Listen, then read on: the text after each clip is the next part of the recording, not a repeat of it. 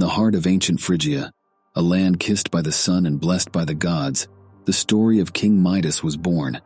But before he became a name that resonated through the ages, Midas began life with a humble and unassuming birth. In those early days, the name Midas was but a whisper, a promise of greatness yet to be fulfilled. He entered this world as a newborn babe, his cradle a symbol of the simple beginnings that belied his future. Nature itself seemed to pay homage to his arrival. As the infant lay in his cradle, tiny ants, those industrious creatures of the earth, embarked on a peculiar journey. Carrying grains of golden wheat, minuscule yet determined, they approached the cradle. With meticulous care, they deposited each grain into the infant's mouth, as if bestowing upon him a divine blessing. Whispers began to circulate among the people of Phrygia, for this was no ordinary sight. They saw it as a sign, a celestial omen, that Midas was destined for a fate unlike any other. He was to become the wealthiest of all kings, a ruler whose legacy would be etched into the annals of history. The people of Phrygia watched in awe as the extraordinary child grew, and the tales of his birth spread far and wide. His destiny was already inscribed in the stars, for he was meant to ascend to the throne and bear a name that would echo through time itself. But before Midas, Phrygia was quite different. Phrygia, a land steeped in both myth and history, awaited its next ruler with bated breath. The kingdom found itself at a crossroads, yearning for a leader to guide it through the trials and tribulations of the mortal world. The oracle, the voice of the gods, rang out like a celestial melody, proclaiming a prophecy that would shape the course of history. It declared that the next man who drove a cart through the city's imposing gates would ascend to the throne. The people, bound by tradition and faith in the words of the gods, waited with anticipation.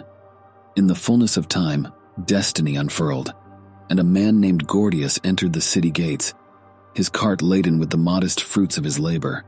Some whispered that Gordius was the last living heir of the ancient Phrygians, a line of kings long forgotten. Others claimed that his arrival was a mere coincidence, a twist of fate. Gordius, unassuming yet resolute, was not alone in this moment of destiny. His side was graced by Cybele, a goddess of Phrygia.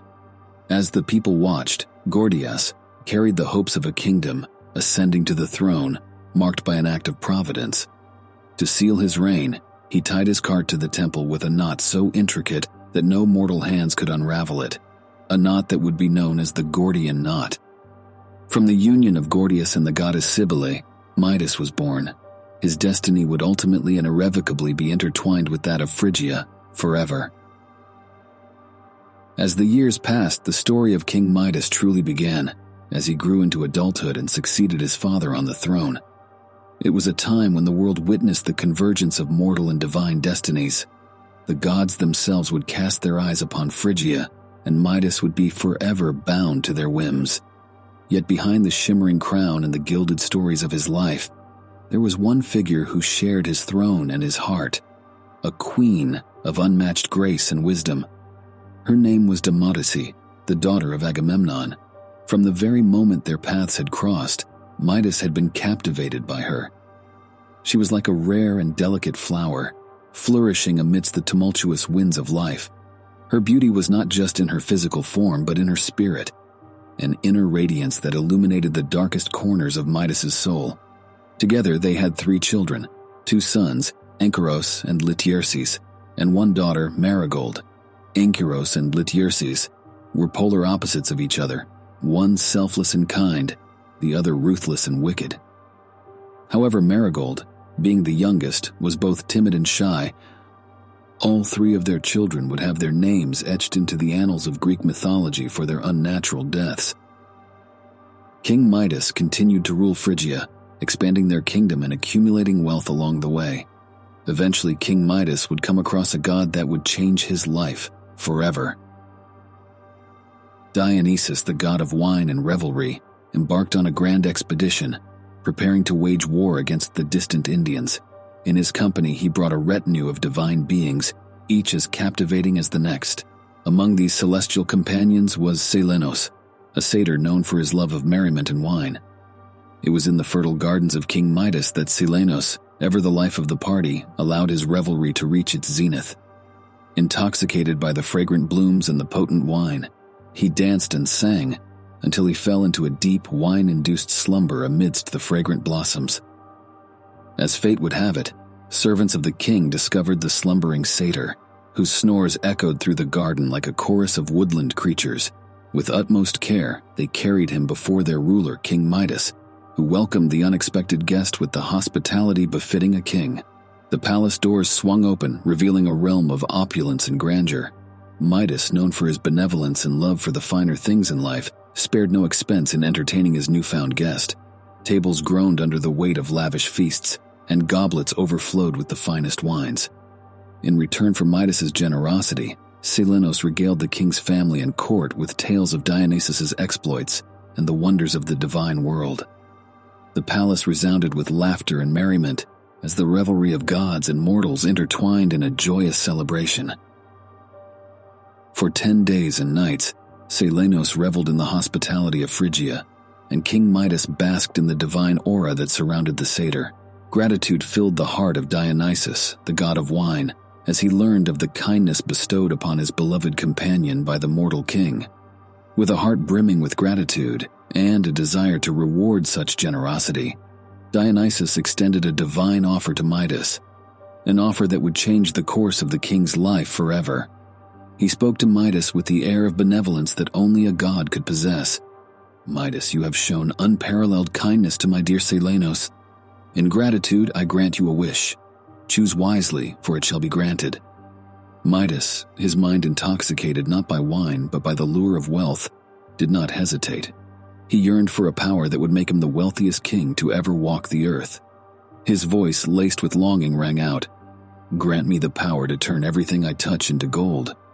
Dionysus, a god whose capriciousness was as legendary as his revelry, smiled at the mortal's request. He saw the glint of greed in Midas's eyes, but granted the wish nonetheless. In that fateful moment, the golden touch was bestowed upon King Midas. At first, the golden touch was a gift that seemed to surpass the wildest dreams of even the most ambitious kings. Midas, with each touch, transformed the mundane into the extraordinary. Worthless stones became gleaming nuggets of gold beneath his fingertips, and common objects shimmered with newfound opulence.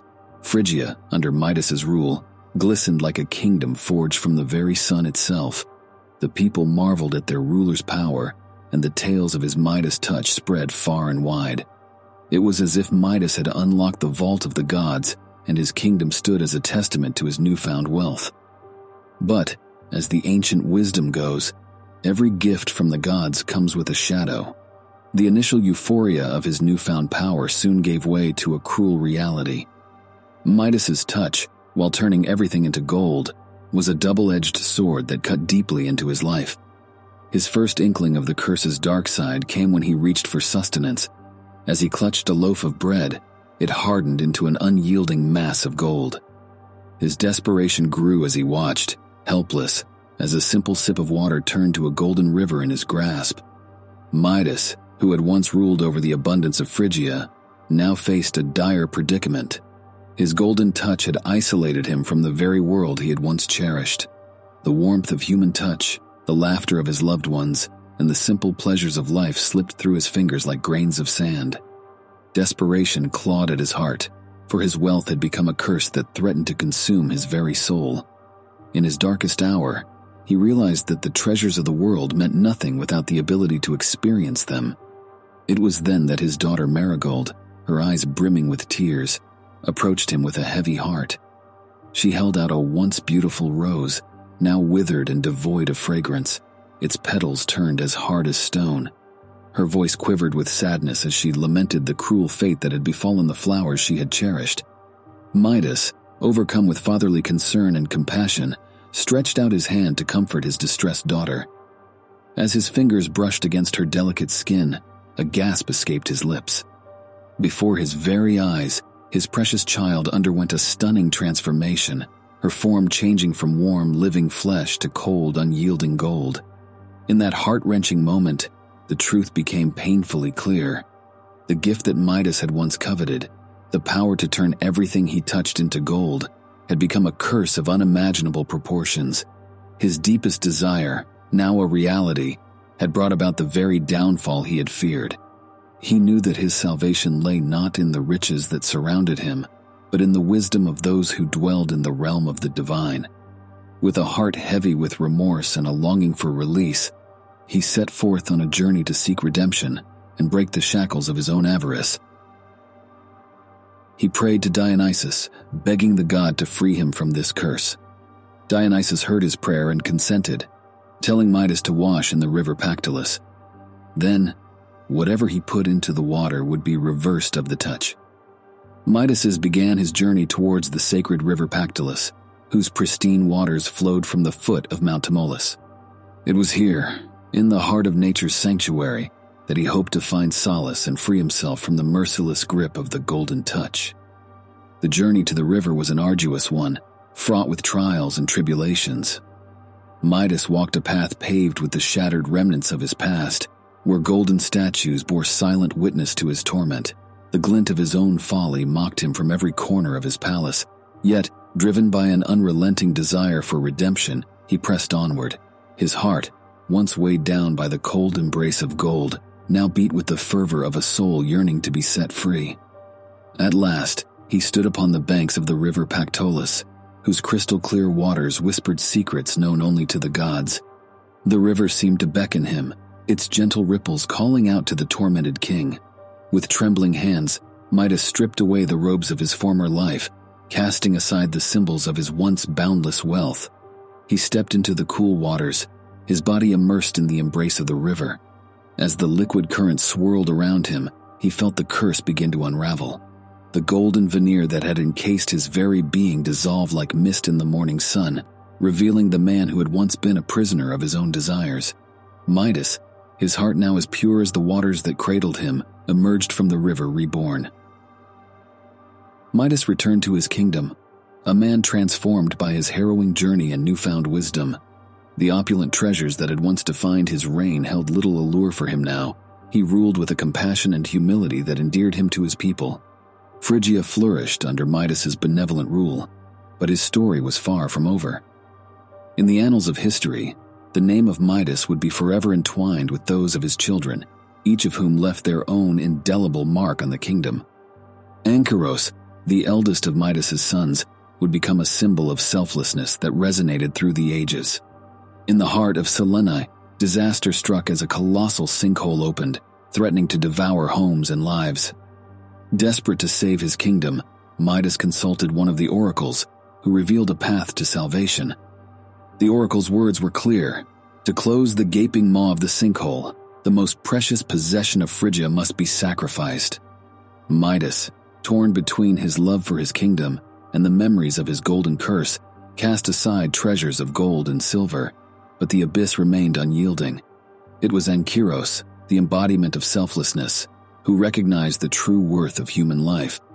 With unwavering resolve, he mounted his horse and rode into the abyss, a sacrificial lamb for the salvation of Phrygia.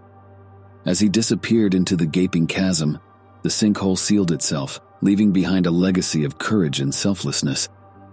Yet amid tales of valor and sacrifice, darkness too cast its shadow upon the lineage of Midas. Lityerses, a figure of sinister repute, emerged as one of Midas's offspring. His name became synonymous with treachery, for he challenged passers-by to deadly contests, offering a gruesome fate to those who failed. Lityerses' sinister games revolved around the harvest, where the penalty for defeat was a merciless beheading. It was a twisted tradition that terrorized the land, until fate brought him face to face with the mighty Greek hero Heracles. In a contest of life and death, Heracles prevailed, beheading Lityerses with the very scythe that had claimed so many lives. As the years passed and the chapters of Midas's life unfolded, his legacy endured, shaped by the richness of his experiences and the profound lessons he had learned. The golden touch, once a symbol of insatiable greed, became a cautionary tale, a testament to the perils of avarice and the fleeting nature of material wealth. Midas's name resonated through the ages, not only for his ill-fated wish, but for the journey of redemption that followed.